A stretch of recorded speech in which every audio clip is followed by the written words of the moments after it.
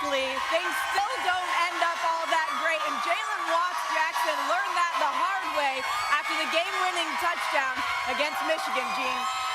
Sam, I'm not sure I can function after that Paul Feinbaum shot, but Jalen did have surgery at the University of Michigan Hospital in Ann Arbor. And before the surgery, doctors and nurses, depending on what their school affiliation was, would come up to him and said, "You broke my heart today, or you made my year." It is a play that Jalen has seen about 400 times. It is a play that had almost zero chance of success. But as it turned out, zero was almost just plenty enough.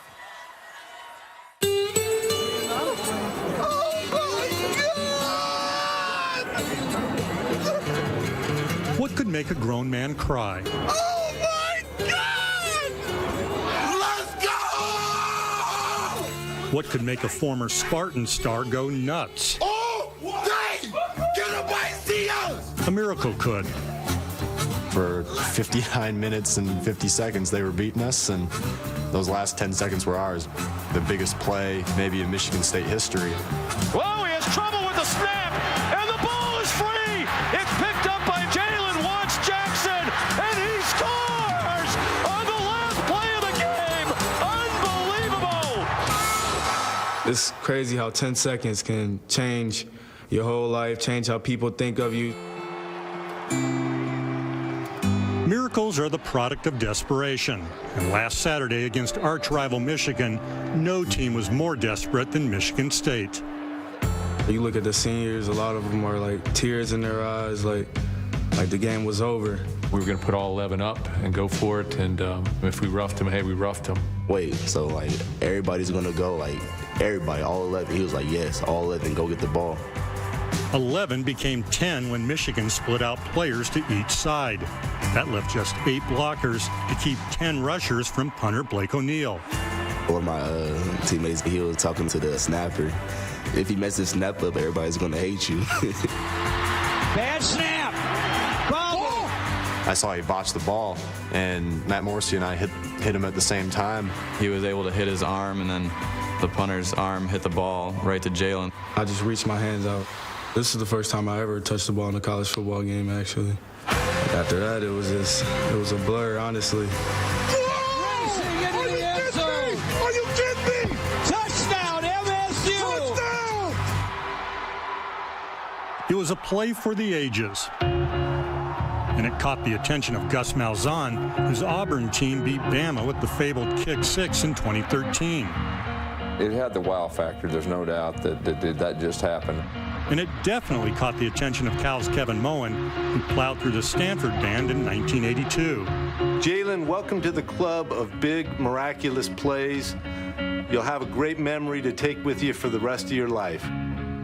Now, a redshirt freshman, third-string safety, joins the team photo of college football's fantastic finishes. The legend, the man, he sort of found the spotlight there a little bit, and will go down as a memorable person in Spartan history.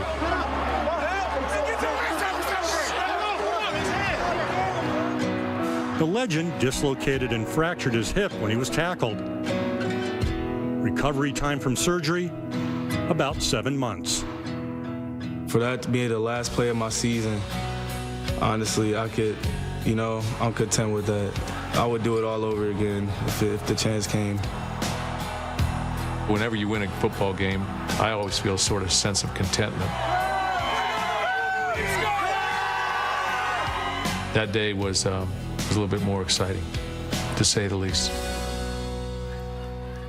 In a really classy gesture, Michigan cornerback Jordan Lewis reached out to Jalen, wished him well in his recovery, and said it was a great play. And Michigan State basketball coach Tom Izzo was actually at the game, but went up the tunnel right before that final play, Reese. So be honest, where were you, and did you think it was over? Gene, this is one of the more embarrassing stories I have to share. I'm glad that I've got Izzo in the fellowship here. I left during the fourth quarter to catch a plane. And I know, no, you've got one too. I'm watching on my iPad. I think it's over when they don't get the first down. You run out the clock. I switch games. I hear an eruption in the terminal in the Detroit airport. My wife starts texting me, "Oh my God, did you see what happened?" I scramble back. Crazy. You know, I would have given anything because where Tom Rinaldi and I were watching the game, Watch Jackson would have run right past us. Oh, no. We weren't there. Unreal. We weren't there. My turn? Yeah. Well, I was trying to forget. I was on the field. No, I was checking Twitter. Oh, okay. I was on the field, and I watched the play develop.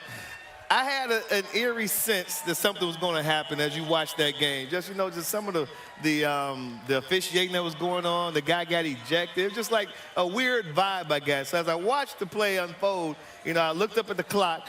I saw the 0-0, game is over. I just beelined it to the tunnel and left. Felt disappointed for the team and obviously for the kid. Yeah. And I said, well, this kid, he's going to have to seek some therapy. And, he got some death threats, which are very, very unfortunate. But that was about the extent of it for me. He's handled it. He's handled it great. Yeah, I think he's handled it really. And Harbaugh did too. And at the end of the day, it took a miracle to beat Jim Harbaugh in his first game against Michigan State. Game day started in Ann Arbor while I was with you guys, and then Bear and I had a quick flight down to Columbus. We were calling the Ohio State-Penn State game. The greatest thing about my job is when game day gets done, we get on the bus and we watch college football on 5 TVs until we got to go call the Saturday night game. So we're sitting there watching every single snap of all the games at noon and then 3:30. We didn't miss a snap of the Michigan State game. Michigan State's driving, looks like they might get a chance maybe to win the game. 4th down, they don't convert. Minute 47. Watched the whole game, walked off the bus because I had to go out on the Ohio State field for the warm-ups. And I'm out on the warm-ups. James Franklin's at the 50-yard line, head coach of Penn State. Hey, you see that Michigan? What a great game. Michigan ended up beating Michigan State. He goes, did they hold on? And I go, yeah, it was an amazing finish. Michigan's defense prevented. And all of a sudden, the scoreboard was live and a jumbo screen, and they're showing the end of the game. And I'm looking at it, I'm thinking it's a replay, and I'm hitting him with my elbow like, did that just happen? He's hitting me like, is that live?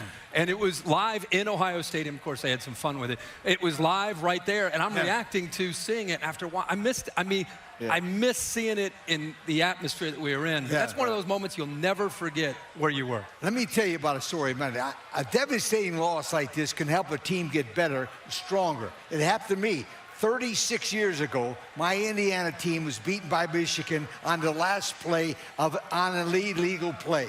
The team took it strongly, got stronger, and that loss helped Indiana win its first bowl game in the history of the school. I really believe the Michigan loss helped us develop a strong team to win that first bowl game. I remember watching those Sunday highlights when that guy did that. That's absolute cheating. You know what? It's a moment where you'll never forget where you were, but now everybody has to bounce back from it, including Michigan State today. Michigan State taking on the Indiana team. Yeah, they better be ready to play because we know that Indiana can score. Indiana's coming off a heartbreaking loss themselves last week against Rutgers. So you have one team that was disappointed, the other team that had euphoria that we just talked about. Michigan State needs to come back down to ground because Nate Sudfeld can throw the ball, and that's the area you really want to challenge us.